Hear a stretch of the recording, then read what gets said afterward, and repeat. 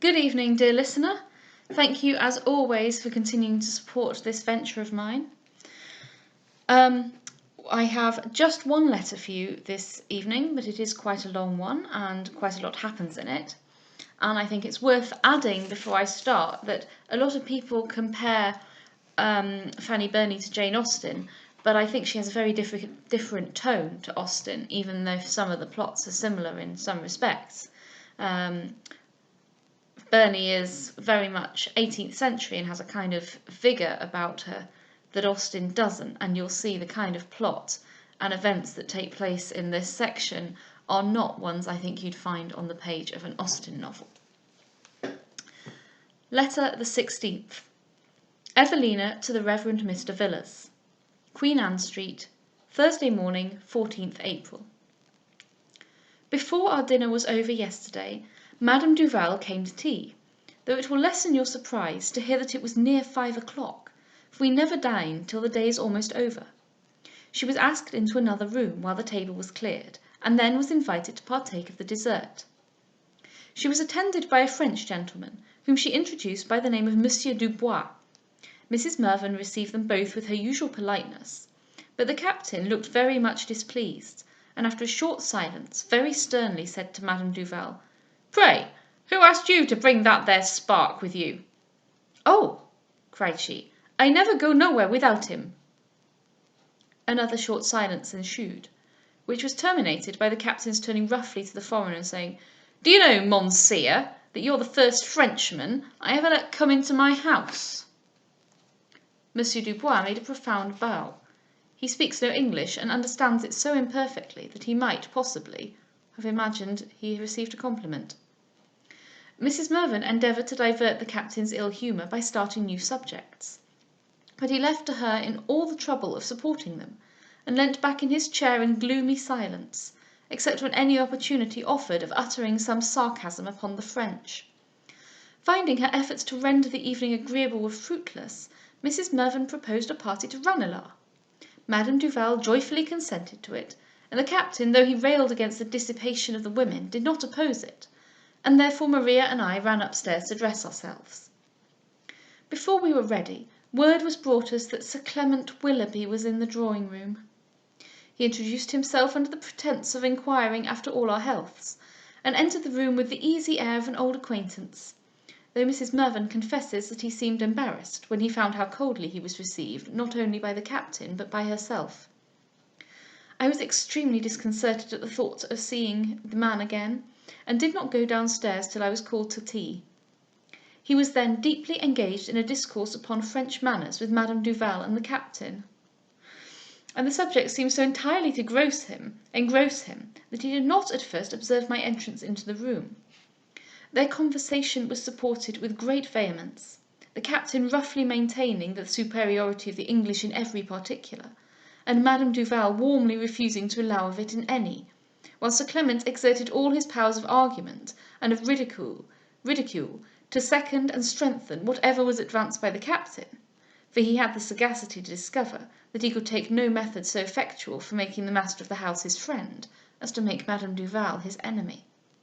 And indeed, in a very short time, he had reason to congratulate himself upon his successful discernment. As soon as he saw me, he made a most respectful bow, and hoped I had not suffered from the fatigue of the ridotto. I made no other answer than a slight inclination of the head, for I was very much ashamed of that whole affair. He then returned to the disputants, where he managed the argument so skilfully, at once provoking Madame Duval and delighting the captain, that I could not forbear admiring his address, though I condemned his subtlety. Mrs. Mirvan, dreading such violent antagonists, attempted frequently to change the subject, and she might have succeeded but for the interposition of Sir Clement, who would not suffer it to be given up, and supported it with such humour and satire that he seems to have won the captain's heart, though their united forces so enraged and overpowered Madame Duval that she really trembled with passion. I was very glad when Mrs. Mirvan said it was time to be gone. Sir Clement arose to take leave, but the captain very cordially invited him to join our party. He had an engagement, he said, but would give it up to have that pleasure. Some little confusion ensued in regard to our manner of setting off, Mrs. Mirvan offered Madame Duval a place in her coach, and proposed that we 4 females should go all together. However, this she rejected, declaring she would by no means go so far without a gentleman, and wondering so polite a lady could make so English a proposal. Sir Clement Willoughby said his chariot was waiting at the door, and begged to know if it could be of any use. It was at last decided that a hackney coach should be called for Monsieur Dubois and Madame Duval, in which the captain, and at his request Sir Clement, went also. Mrs. and Miss Mirvan and I had a peaceful and comfortable ride by ourselves. I doubt not but that they quarrelled all the way, for when we met at Ranelagh every one seemed out of humour, and though we joined parties, poor Madame Duval was avoided as much as possible by all but me. The room was so very much crowded, that but for the uncommon assiduity of Sir Clement Willoughby, we should not have been able to procure a box, which is the name given to the arched recesses that are appropriated for tea parties, till half the company had retired. As we were taking possession of our places, some ladies of Mrs. Mirvan's acquaintance stopped to speak to her, and persuaded her to take a round with them. When she returned to us, what was my surprise to see that Lord Orville had joined her party. The ladies walked on. Mrs. Mirvan seated herself and made a slight though respectful invitation to Lord Orville to drink his tea with us, which, to my no small consternation, he accepted. I felt a confusion unspeakable at again seeing him, from the recollection of the ridotto adventure, nor did my situation lessen it, for I was seated between Madame Duval and Sir Clement, who seemed as little as myself to desire Lord Orville's presence. Indeed, the continual wrangling and ill-breeding of Captain Mirvan and Madame Duval made me blush that I belonged to them, and poor Mrs. Mirvan and her amiable daughter had still less reason to be satisfied. A general silence ensued after he was seated. His appearance, from different motives, gave a universal restraint to everybody. What his own reasons were for honouring us with his company I cannot imagine, unless, indeed, he had a curiosity to know whether I should invent any new impertinence concerning him. The first speech was made by Madame Duval, who said, "It's quite a shocking thing to see ladies come to so genteel a place as Ranelagh with hats on. It has a monstrous vulgar look. I can't think what they wear them for. There is no such a thing to be seen in Paris." "Indeed," cried Sir Clement, "I must own myself no advocate for hats. I am sorry the ladies ever invented or adopted so tantalizing a fashion. For, where there is beauty, they only serve to shade it, and where there is none, to excite a most unavailing curiosity. I fancy they were originally worn by some young and whimsical coquette." "More likely," answered the captain, "they were invented by some wrinkled old hag, who'd a mind for to keep the young fellows in chase, let them never be so weary."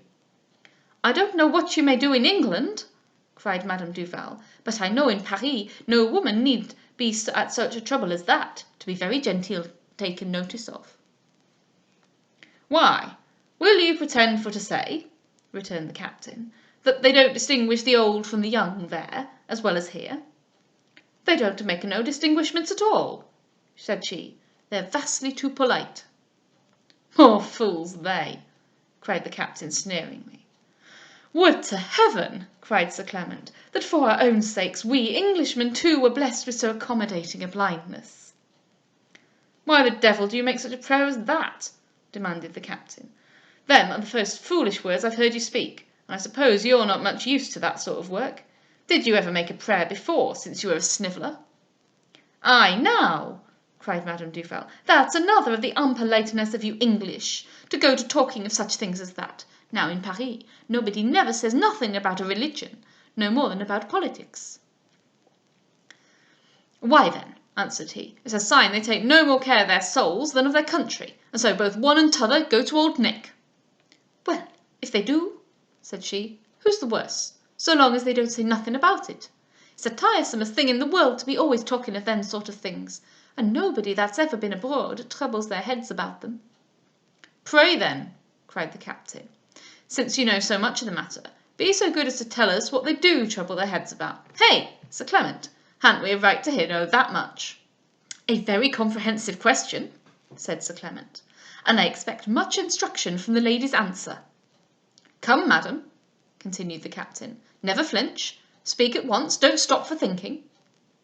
"I assure you I am not going," answered she, For as to what they do, why, they've enough to do, I promise you, what with one thing and another." "But what do they do, these famous Monsieurs?" demanded the captain. "Can't you tell us? Do they game, or drink, or fiddle, or are they jockeys, or do they spend all their time in flummering old women?" "As to that, sir, but indeed I shan't trouble myself to answer such a parcel of low questions, so don't ask me no more about it."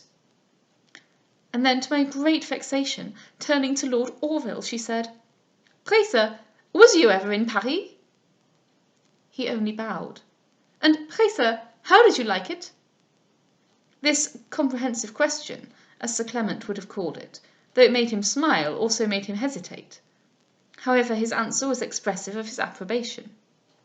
"I thought you would like it, sir, because you look so like a gentleman. As to the captain, and as to that other gentleman, why, they may very well not like what they don't know, for I suppose, sir, you was never abroad?" "Only 3 years, ma'am," answered Sir Clement dryly. "Well, that's very surprising. I should never have thought it. However, I dare say you only kept company with the English."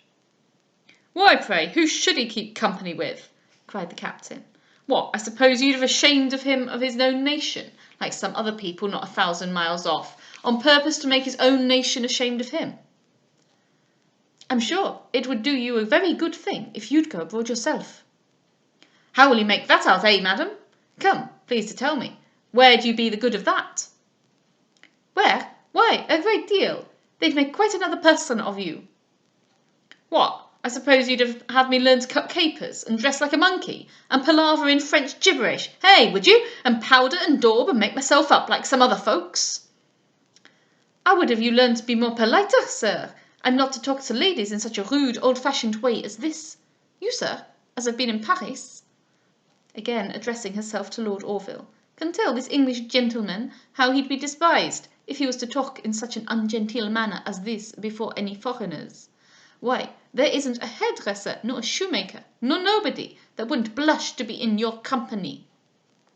"Why, look ye, madam," answered the captain, "as to your hair-pinchers and shoe-blacks, you may puff off their manners and welcome, and I am heartily glad you like 'em so well. But as to me, since you must needs make so free of your advice, I must e'en tell you, I never keep company with any such gentry." "Come, ladies and gentlemen," said Mrs. Mirvan, "as many of you as have done tea, I invite you to walk with me." Maria and I started up instantly. Lord Orville followed, and I question whether we were not half round the room ere the angry disputants knew that we had left the box.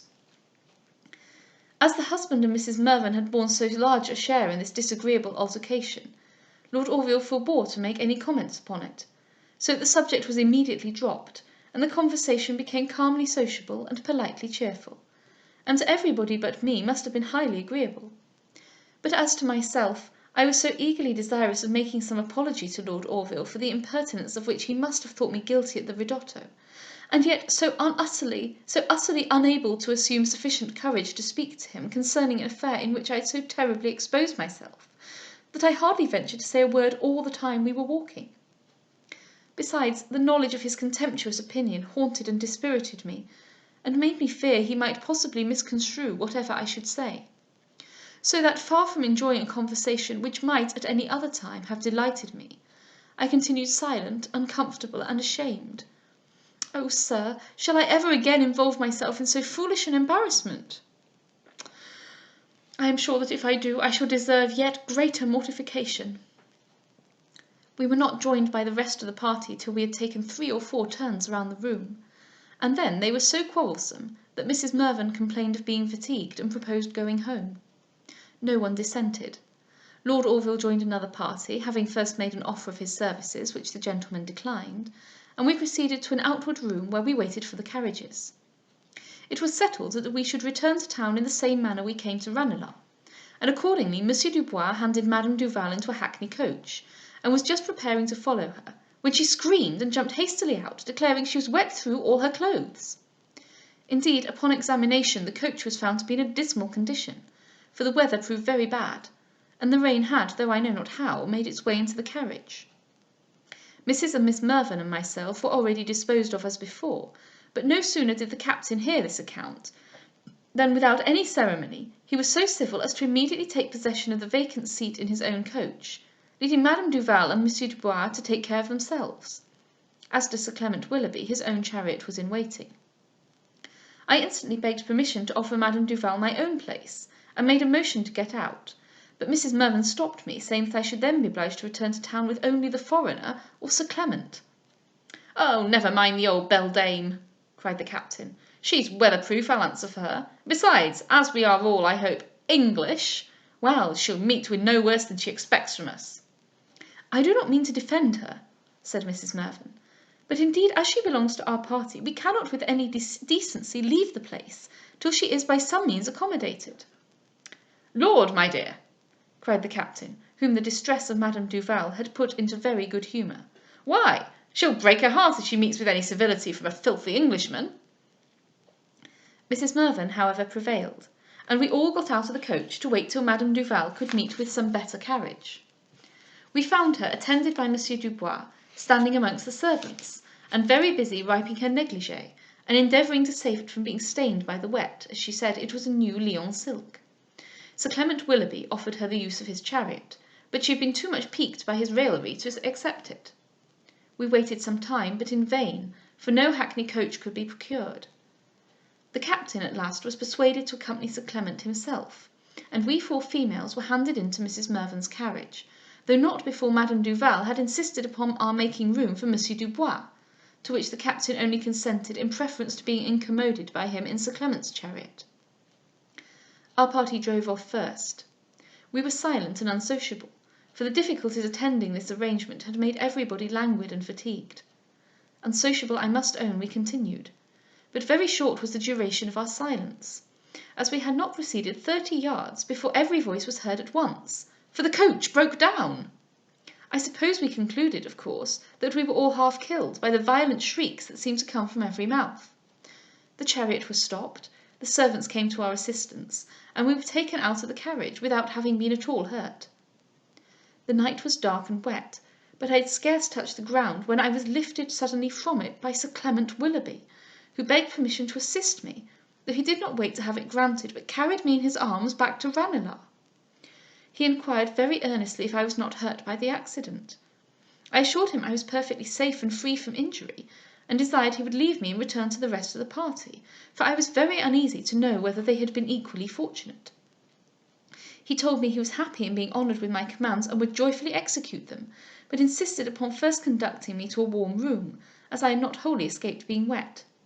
He did not regard my objections, but made me follow him to an apartment, where we found an excellent fire and some company waiting for carriages. I readily accepted a seat, and then begged he would go.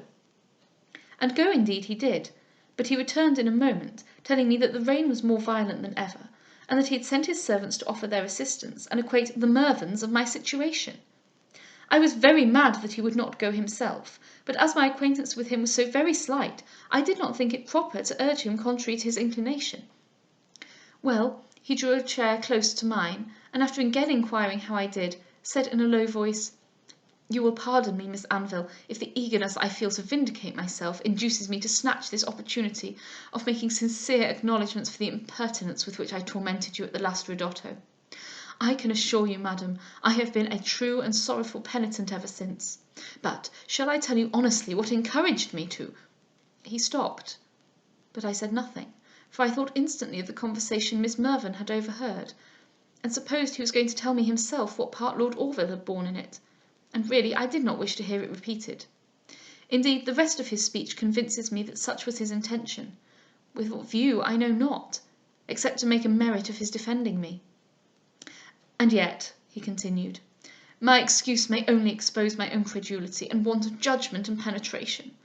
I will, therefore, merely beseech your pardon, and hope that some future time—" Just then the door was opened by Sir Clement's servant, and I had the pleasure of seeing Captain, Mrs. and Miss Mirvan enter the room. "Oh!" cried the former, "you have got a good warm berth here, but we shall beat up your quarters. Here, Lucy, Mop, come to the fire and dry your trumpery. But, hey, Dave, why, where's old Madame French?" "Good God!" cried I, "is not Madame Duval then with you?" "With me? No, thank God." I was very uneasy to know what might have become of her, and if they would have suffered me, I should have gone out in search of her myself. But all the servants were dispatched to find her, and the captain said we might be very sure of her French beau would take care of her. We waited some time without any tidings, and very soon the only party in the room. My uneasiness increased so much that Sir Clement now made a voluntary offer of seeking her. However, at the same moment that he opened the door with this design, she presented herself at it, attended by Monsieur Dubois. "I was this instant," said he, "coming to see for you." "You are mighty good truly," cried she, "to come when all the mischief's over." She then entered in such a condition, entirely covered with mud, and in so great a rage it was with difficulty she could speak. We all expressed our concern and offered our assistance, except the captain, who no sooner beheld her than he burst out into a loud laugh. We endeavoured by our inquiries and condolements to prevent her attending to him, and she was for some time so wholly engrossed by her anger and her distress that we succeeded without much trouble. We begged her to inform us how this accident had happened. "How?" repeated she. "Why, it was all along of your all going away, and there, poor Monsieur Dubois, but it wasn't his fault, for he's as bad off as me." All eyes were then turned to Monsieur Dubois, whose clothes were in the same miserable plight as those of Madame Duval, and who, wet, shivering, and disconsolate, had crept to the fire. The captain laughed yet more heartily, while Mrs. Mirvan, ashamed of his rudeness, repeated her inquiries to Madame Duval, who answered, "Why, as we were coming along, all in the rain, Monsieur Dubois was so obliging, though I am sure it was an unlucky obligingness for me, as to lift me up in his arms, to carry me over a place that was ankle deep in mud. But instead of my being ever the better for it, just as we were in the worst part, I am sure I wish we had been 50 miles off, for somehow or other his foot slipped, at least I suppose so, though I can't think how it happened, for I'm no such great weight. But however that was, down we both came together, all in the mud, and the more we tried to get up, the more deeper we got covered with the nastiness, and my new Lion negligee too, quite spoiled. However, it's well we all got up at all, for we might have lain there till now for aught you all cared, for nobody never came near us." The recital put the captain into an ecstasy. He went from the lady to the gentleman, and from the gentleman to the lady, to enjoy alternately the sight of their distress. He really shouted with pleasure, and shaking Monsieur Dubois strenuously by the hand, wished him joy of having touched English ground. And then he held a candle to Madame Duval, that he might have a more complete view of her disaster, declaring repeatedly that he had never been better pleased in his life. The rage of poor Madame Duval was unspeakable. She dashed the candle out of his hand and stamped upon the floor, and at last spat in his face. This action seemed immediately to calm them both, as the joy of the captain was converted into resentment, and the wrath of Madame Duval into fear, for he put his hands upon her shoulders and gave her so violent a shake that she screamed out for help, assuring her at the same time that if she had been 1 ounce less old or less ugly, she should have had it all returned on her own face. Monsieur Dubois, who had seated himself very quietly at the fire, approached them and expostulated very warmly with the captain, but he was neither understood nor regarded, and Madame Duval was not released till she quite sobbed with passion. When they were parted, I entreated her to permit the woman who has the charge of the ladies' cloaks to assist her in drying her clothes. She consented, and we did what was possible to save her from catching cold. We were obliged to wait in this disagreeable situation near an hour before a hackney coach could be found, and then we were disposed in the same manner as before our accident. I am going this morning to see poor Madame Duval and to inquire after her health, which I think must have suffered by her last night's misfortunes, though indeed she seems to be naturally strong and hearty. Adieu, my dear sir, till tomorrow. And there we will leave it for this evening. I think there's really only one thing that we can possibly take from this, and that is Captain Mirvan definitely voted for Brexit. Good night.